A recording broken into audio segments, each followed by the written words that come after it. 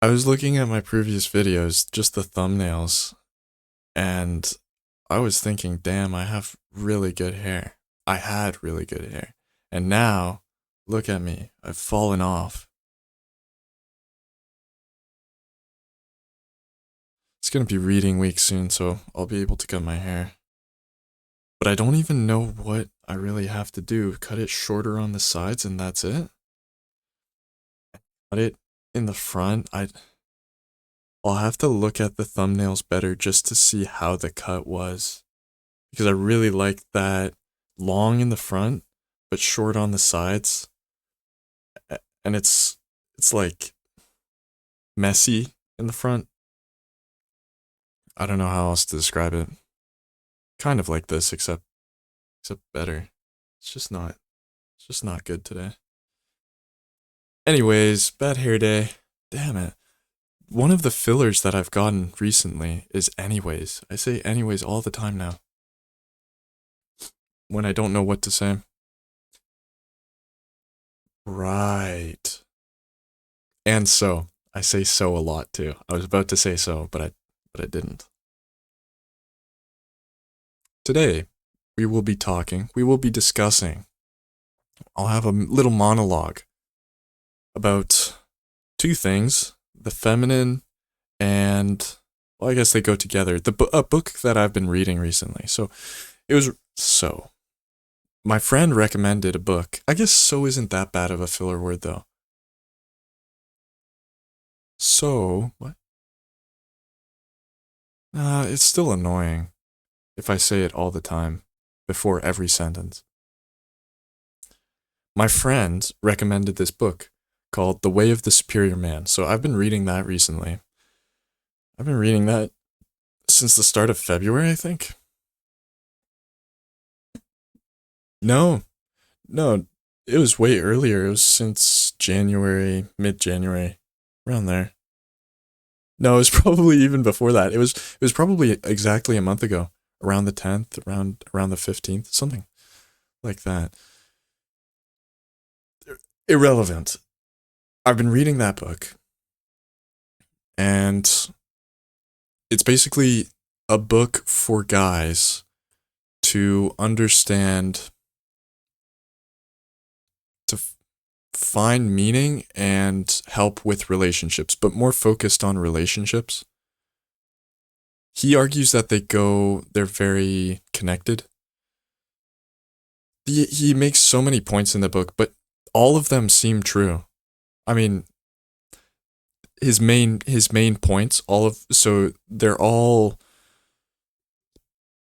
compartmentalized in chapters of little anecdotes, of little pieces of advice, things that you should know as a man. So they're not too long. I think there's probably 30 or 40 chapters. So short chapters. So short chapters, but each one has a strong point behind it. Just basically giving information and helping you understand things. Helping you understand yourself, the world. It's hard to really describe how impactful it is if you don't read it. You should read it. I recommend it. That should be the first thing that I say. It discusses a lot the masculine and feminine poles in society that that people have, regardless of orientation, actually. One of the things that he's saying, that he's arguing, is recently society has betrayed men and women by removing this idea of feminine and masculine associated with man and woman. But you need those poles. You need those poles to find meaning. You need them to function in a relation, to have a good relationship, to have a solid relationship and to work hard to live, to be the best version of yourself. Now, this is controversial because he says men should be masculine and females should be feminine. No way! No! Why would you say that? Unbelievable. I mean, it's obvious. And I knew that too going in, reading the book. But then he starts saying things even deeper or even more specific where men should be more masculine, where men shouldn't be clingy for a woman. They should.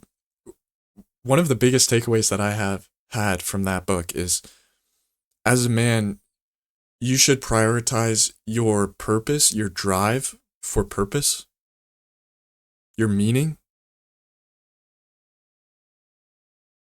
I forget how he characterizes it. The one thing that's making you live. Yeah, I guess that's purpose. You should prioritize your purpose over your relationship with your woman. And that, to me, that wasn't obvious. In fact, I thought that my purpose was to have a relationship. My purpose was to have a wife, to have a family, and to support that family as best as I can. And the problem that I've had with this thought, yeah, that's good, until after your kids grow up and you no longer have a cohesive as a family. I mean, they're still your family, but you need to find another purpose after that. That I still haven't figured out. Not too clear to me how you solve that. But you could argue purpose is different for everyone.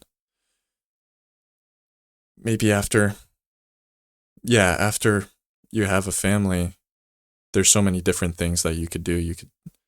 Well, not really. It feels like you're limited because after you have a family, you're at that age where you're not at your peak anymore. You're just going downhill.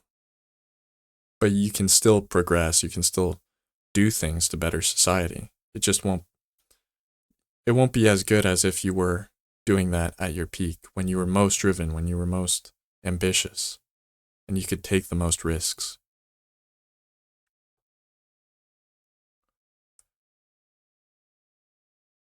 Okay, so feminine. Okay, one of the things, yeah, so that was a big thing that I took away. Purpose is the most important as a male. Now, for females, he was saying, or for the feminine, he was saying the most important purpose, the most important, yeah, the main purpose of, yeah, I don't know how you describe it really. Like, purpose for a man is drive, and then purpose for a woman is relationship, is love. A woman needs to give love, needs to love fully. He describes it much better.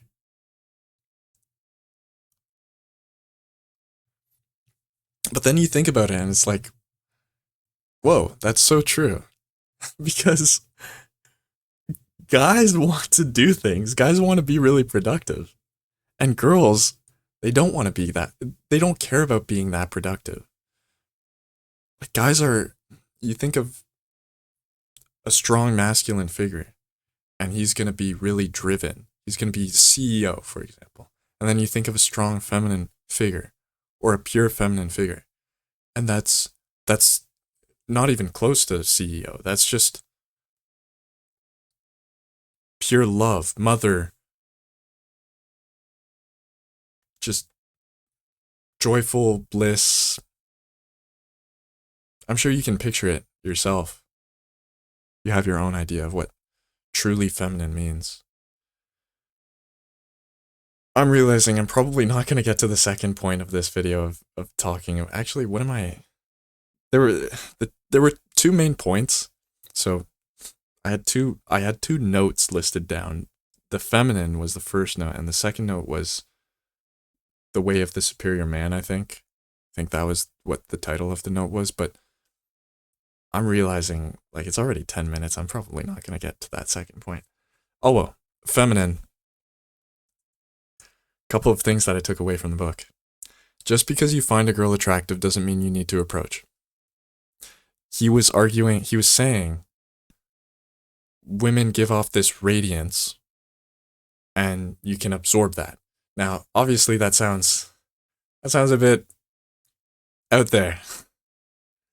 Not exactly scientific, we'll say. But I think he's saying it in a way that you will understand, in a way that, like, kind of an analogy, if you will.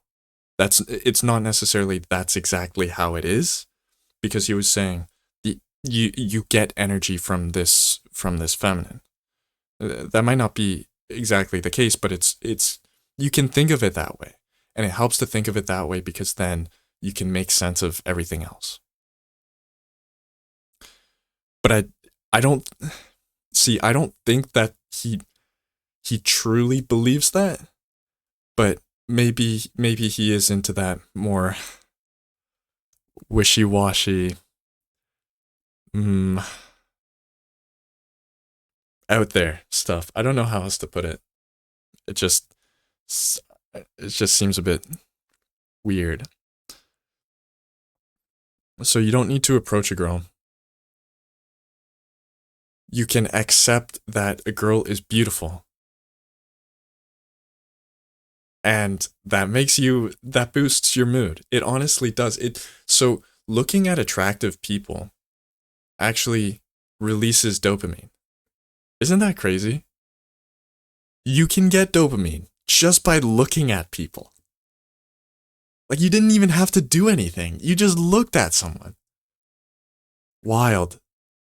Dopamine overload. I thought that was crazy because why would you want, why is that biologically, evolutionarily advantageous to humans? So that we're constantly around the most attractive people? We're constantly around the most healthy people? But that doesn't, to me, it's not too clear why that's the case. But I assume that must be why, because attractiveness generally means healthy. So you don't need to, you have to understand attractive. Yeah, a girl can be attractive, and that doesn't mean you need to be in relationship with her.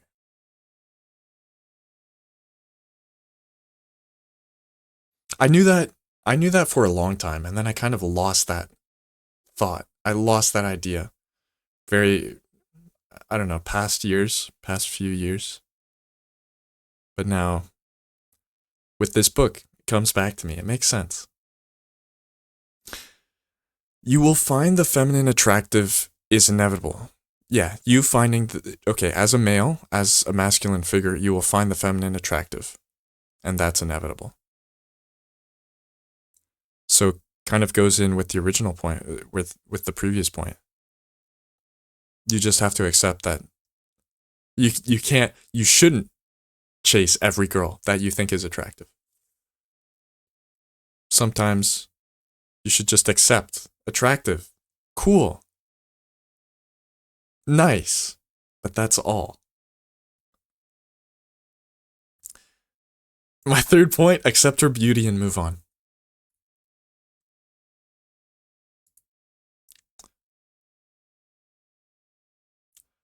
Enough said. Right? Okay, I'll get to the next point. Okay, so here's the next topic. Damn, should I really? Yeah. 15 minutes. I'll speedrun this. No, I won't. I really won't. There's so many points. The past one was, the previous note was literally 3 lines. This one's more than 10. Besides, 15 minutes is a healthy time. All right, see you tomorrow. Or another day.